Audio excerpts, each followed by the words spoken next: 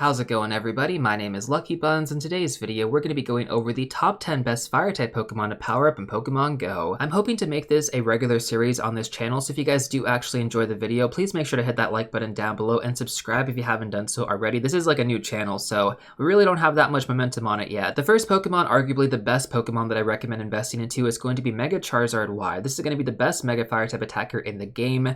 Also, fan favorite being Charizard, it's going to be a solid option. You ideally want to go with Fire Spin plus Blast Burn. Blast Burn is going to be a Legacy Comday moveset, so you will need to use an Elite TM if you don't already have it on your Charizard. Now, I do feel like I also need to be fair to Mega Blaziken. I mean, if I had to pick one over the other, I'd totally go with Mega Charizard Y all day.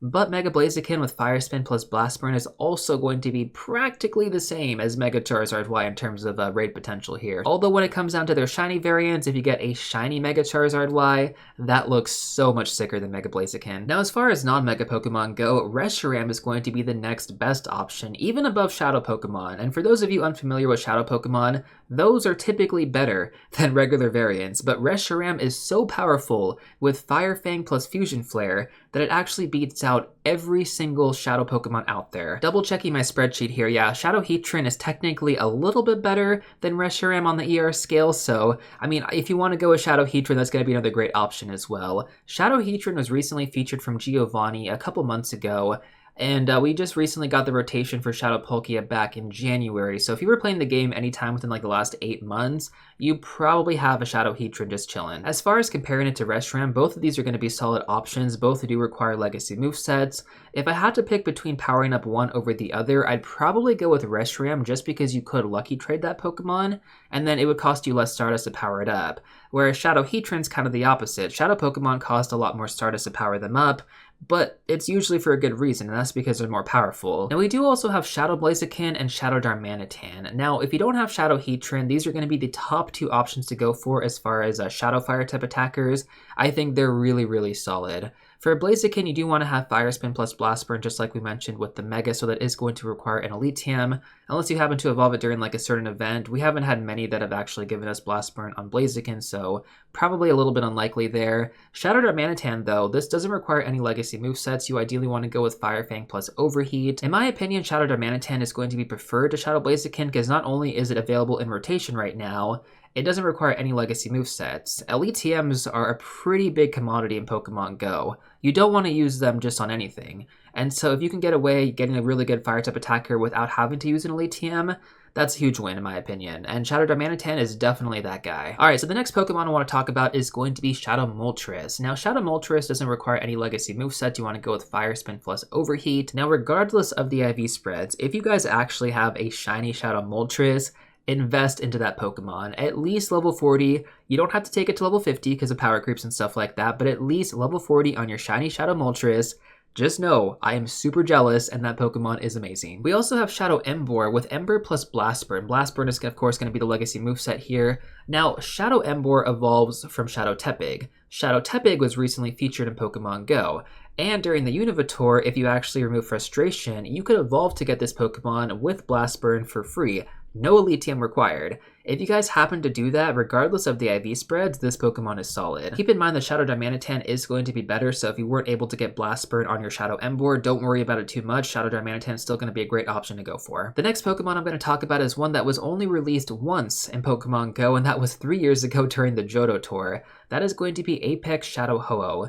This was only available if you actually had the ticket, so if you didn't get the ticket, you probably don't have this Pokemon. But if you do actually have access to Apex Shadow Ho-Oh, this Pokemon has a special version of Sacred Fire. It's called Sacred Fire Plus, which does more damage than Sacred Fire, obviously. I mean, that's what the plus is for. Now, if you accidentally purified this because you didn't know that purifying Pokemon was not preferred over the Shadow Pokemon variants, well, you're in luck. Apex Purified Ho-Oh is still going to be a decent option to have. Not to mention, if you purified for the Hundo, for example, I mean, that could be really good to use in the Open Master League. Ho-Oh is a really solid Pokemon in that meta right now. Keep in mind, Apex Shadow Ho-Oh is still going to be worse than everything that we've gone over so far, so if you don't have this Pokemon, it is not the end of the world, but in my opinion, it is one of the coolest looking Pokemon in the entire game. Now, we talked a lot about Shadow variants here. What about some non-Shadow variants? What are going to be some good options? Well, we actually have Volcarona and Blacephalon.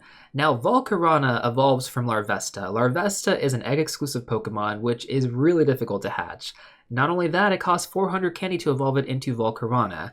most people probably don't have this. If you do have this and you have it evolved, it's going to be a fun option to power up. So Blacephalon can definitely get a nice upgrade in the future, but as of right now, for the best moveset you want to go with Incinerate plus Mystical Fire. Mystical Fire I think is exclusive to Blacephalon, I could be wrong about that, but as far as non-Shadow, non-Mega options go, this is going to be one of the best ones. Although to be fair, Volcarona and Blacephalon are really more for people who just want rarity in their fire type lineup. Otherwise, if you want to get the best of the best, go with one of the Shadow variants I mentioned or Reshiram the Fusion Flare. Now, like I mentioned earlier on in the video, I wanted to go over some PvP options as well. I may or may not keep these in future videos, depending on if you guys want me to, but I figured I should go over some of the best fire types in PvP currently. And of course, this is always going to change in the future with meta updates, but as of right now, one of the best options you guys can go with is going to be Alolan Marowak in the Open Great League, with Fire Spin plus Bone Club and Shadow Bone. Shadow Bone is going to be a legacy moveset, so you have to use an Elite TM for it, but it's currently ranked at number 65 right now in the Open Great League, making it a solid option. We also just recently had the Comday for Fuecoco,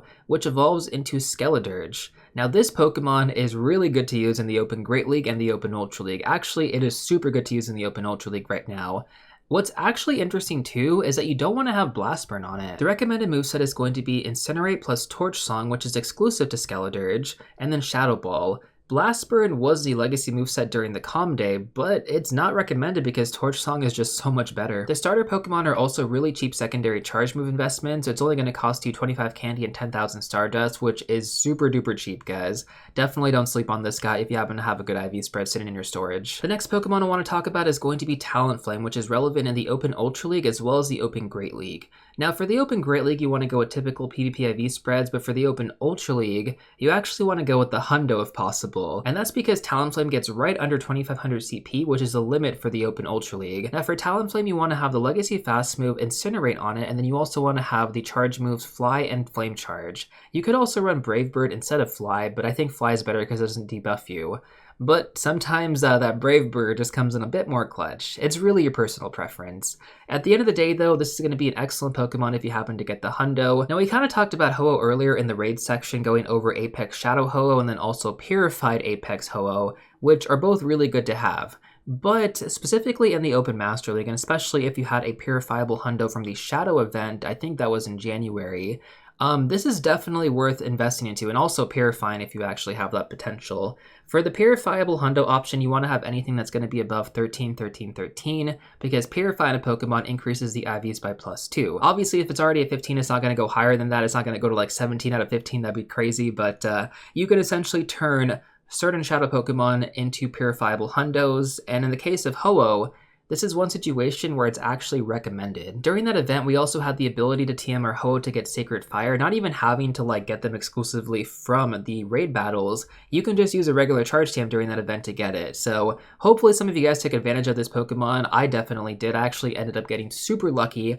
I got 3 Purifiable Hundos during that event, and so of course I purified one of them. I had the extra large candy already from just previous events. Took that thing to level 50, and yeah, it's chilling right now. It's one of my best Master League options. Now finally, my personal fan favorite, the channel mascot. We're going to have Typhlosion for PvP in the Open Ultra League. Ideally, you want to have Incinerate plus Blast Burn, which is going to be a Legacy Comday moveset, plus Thunder Punch.